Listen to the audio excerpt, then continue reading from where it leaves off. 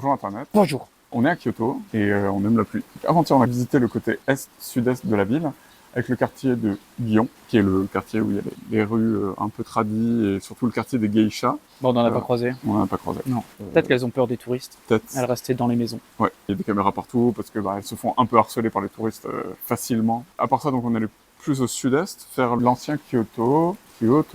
Donc en gros, Gion est contenu dans l'arrondissement d'Higashiyama. Higashiyama, ce quartier plus traditionnel de Kyoto, hein, avec les gens qui se font prendre en photo en kimono. On voit d'ailleurs plein de magasins de location de kimono ou d'achat de kimono aussi. Ce quartier-là, c'est vraiment le quartier carte postale. Ces petites rues pavées avec ces échoppes en bois à l'architecture typique japonaise. Et là aussi, les rues principales étaient bondées par des touristes, c'est normal, mais les rues parallèles qu'on a pu prendre étaient un peu moins bondées. Il y avait quand même des trucs super jolis à voir au-delà des rues principales. On a apprécié le moment et les 15 bornes de promenade. Et dans ce quartier, on a fait quoi? On a vu des temples, évidemment, parce qu'on n'en avait pas assez. Et puis on a marché entre les bambous. Alors pas les bambous ultra connus de Kyoto, mais d'autres bambous. Ils étaient très jolis aussi. Hein. Comme ça, on s'est pas tapé le monde d'Instagram. C'est ça. C'est mieux. Bambou is style bambou. Et après la forêt de bambou, on est allé faire quoi? On est allé bouffer des sushis qui viennent sur un petit Shinkansen des familles. On pouvait se servir, c'était très sympathique et très bon. C'était assez rigolo parce que il y avait vraiment les annonces comme à la gare où ils disent Momonaku, machin.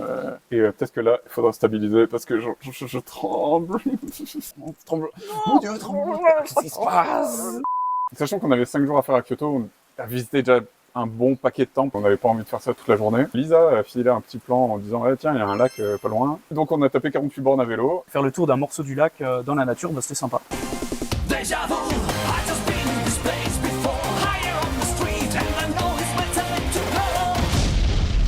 Et donc demain matin, on a réservé le petit-déj à l'hôtel. On espère qu'il y aura du natto enfin pour qu'on puisse goûter. On croise les doigts pour le natto. On croise les doigts pour le natto.